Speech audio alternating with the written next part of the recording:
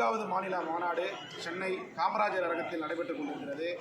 இந்த கூட்டத்திற்கு தொழிலாளர் நலத்துறை அமைச்சர் மாண்புமிகு அமைச்சர் சி.வே. கணேசன் அவர்கள் வருகை தந்திருந்தார். தமிழ்நாடு நலவாரியத்தினுடைய தலைவர் திரு பொன்குமார் அவர்கள் வருகை தந்திருந்தார். எங்களுடைய பிரதான கோரிக்கையான ஏற்கனவே தமிழக அரசு துவங்கப்பட்டு இன்னும் கிடப்பில் இருக்கக்கூடிய ஆட்டோ மற்றும் கால் டாக்ஸிகளுக்கான அப்ளிகேஷனை துவங்கி எப்படி இங்கு கார்ப்பரேட் நிறுவனங்கள் இந்த ஓட்டுநர்களுக்கு ஒரு அப்ளிகேஷனை வழங்கி அதன் மூலம் பிழைப்பு நடத்துகிறார்களோ அதைவிட தரமான ஒரு சேவையை தமிழக அரசு தர வேண்டும் என்கின்ற நோக்கத்தினை அவர்களுக்கு வெளிப்படுத்தி இதை விரைவாக ஏற்கனவே பல மனுக்கள் கொடுத்திருக்கிறது. அதை நினைவூட்டும் வகையிலும் அரசின் கவனத்தை கால் டாக்ஸி மற்றும் ஆட்டோ ஓட்டுநர்கள் மீது செலுத்த வேண்டும் என்கின்ற நோக்கத்தில் இந்த மாநாடானது நடைபெற்று வருகிறது. மேலும் அமைப்புசாரா தொழிலாளர் நலவாரியத்தில் பதிவு பெற்ற நலவாரிய அலுவலக ஊழியர்களுக்கு உறுப்பினர்களுக்கு நலவாரியத்திலிருந்து பயன்கள் சரிவர கிடைக்க பெறாமல் உள்ளது. பல மாவட்டங்களில் அந்த அதிகாரிகளுக்கு ஒரு சரியான ஆலோசனைகளை வழங்கி யார் யாரெல்லாம் உதவிகளை நாடி நலவாரிய அலுவலகங்களுக்கு செல்கிறார்களோ அவர்களுக்கு முறையான உதவியை பெற்றுத்தர வேண்டும். நலவாரியத்தின் பல பயன்கள் கடந்த 10 வருடங்களாக மாற்றி அமைக்காமல் இருக்கிறது. தொழிலாளர்களுக்கான நலவாரிய பயன்கள் மதிப்பு கூட்டப்படாமலும் மாற்றி அமைக்கப்படாமலும் இருக்கிறது.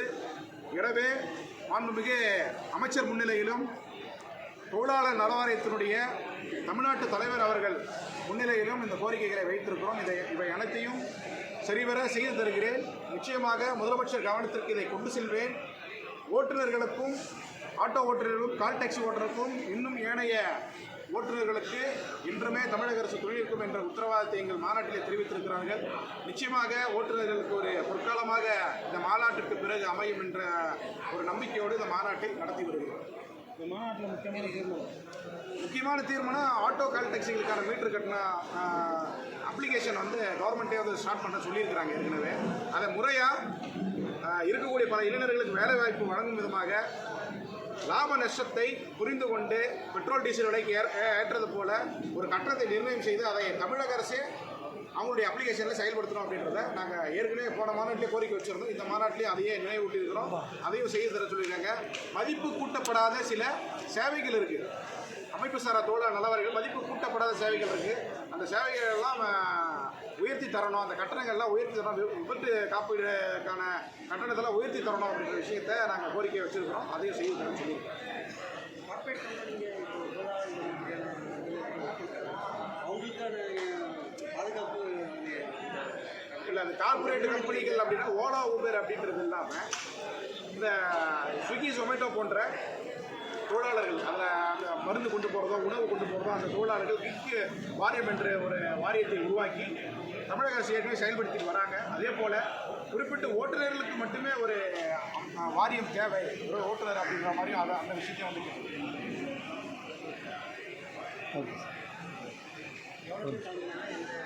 இன்றைய மாநாட்டில் பதிவு பெற்ற வரைக்கும் 2500 வரைக்கும் கலந்துருக்காங்க.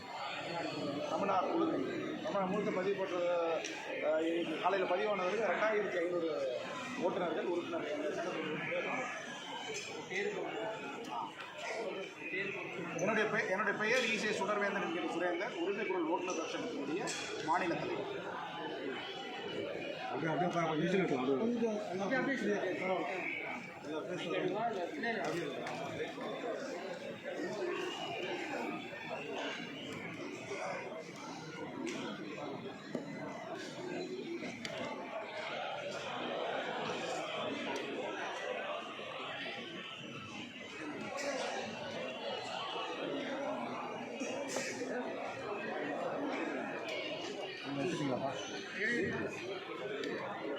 கீழே ஒரு ஃபோட்டோ எடுத்துங்க பேப்பர் வருது.